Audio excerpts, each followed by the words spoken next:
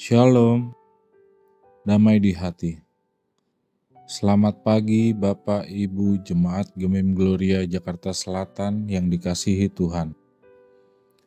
Mari kita bersyukur pada pagi hari yang indah ini oleh karena kasih dan kemurahan Tuhan, sehingga kita bisa menikmati hari yang baru dan berkat yang baru di setiap nafas kehidupan kita. Sebelum kita membaca dan merenungkan firman Tuhan, mari kita bersatu di dalam doa. Ya Tuhan Allah Bapa kami yang baik, selamat pagi ya Bapa. Terima kasih untuk hari yang baru ini.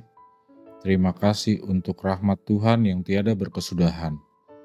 Pada pagi hari yang indah ini ya Tuhan, kami mau membaca dan merenungkan sebagian sabda dari firman-Mu. Layakan kami untuk membaca dan merenungkan firman-Mu, agar apa yang kami baca dan renungkan bisa menjadi pelita bagi jalan kami. Terima kasih ya Bapa. Inilah doa, permohonan, dan ungkapan syukur kami. Amin.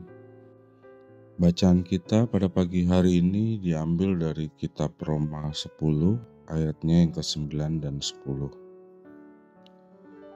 Jika engkau mengaku dengan mulutmu bahwa Yesus adalah Tuhan, dan percaya dengan hatimu bahwa Allah telah membangkitkan Dia dari antara orang mati, maka engkau akan diselamatkan.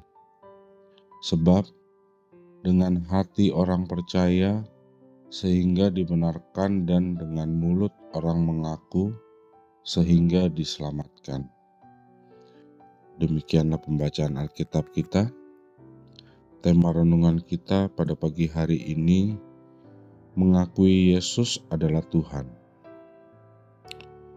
Keluarga Kristen yang dikasihi dan diberkati Tuhan Yesus, firman Tuhan hari ini menghendaki umat-Nya melakukan dua hal. Yang pertama, mengaku dengan mulut bahwa Yesus Kristus adalah Tuhan, dan yang kedua, percaya dalam hati bahwa Tuhan Allah telah membangkitkan Yesus Kristus dari antara orang mati, maka ia diselamatkan. Kata mengaku berasal dari kata Yunani homologeo, yang juga berarti komitmen batin atas kesetiaan, dan terhadap penyataan kesetiaan itu mengarahkan pada ekspresi pengakuan di depan umum.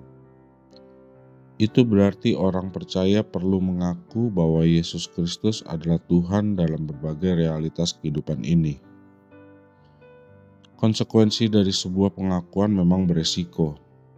Itulah sebabnya masih ada orang percaya yang tidak mau sungguh-sungguh mengaku percaya kepada Yesus Kristus, karena mempertimbangkan soal karir, jabatan, relasi mereka, dan lain sebagainya.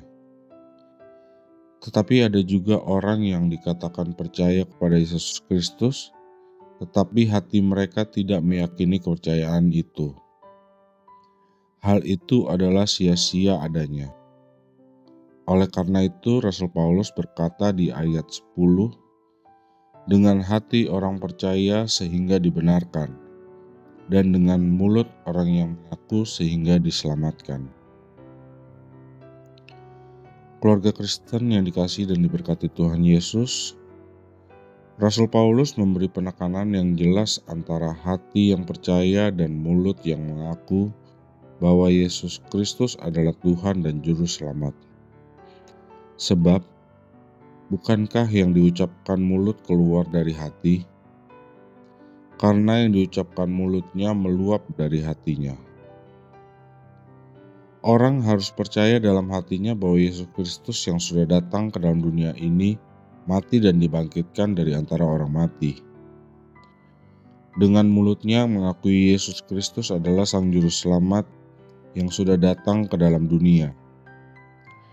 Inilah integritas hidup sebagai orang percaya, yaitu apa yang diyakini itu juga yang menjadi kesaksian lewat mulutnya dan diketahui oleh orang lain. Bahkan apa yang diucapkan itu juga harus mewujudkan dalam tindakan keseharian sebagai orang percaya. Bukan sebaliknya, lain di mulut, lain di hati. Kita sudah menikmati keselamatan yang dikerjakan oleh Yesus Kristus yang adalah Tuhan dan Juru Selamat. Maka, sebagai keluarga Kristen, kita harus meyakini dalam hati dan mengungkapkannya dengan mulut. Orang percaya harus berani bersaksi melalui perkataan dan perbuatan dimanapun berada, bahwa hanya Yesus Kristus yang dapat memberi keselamatan.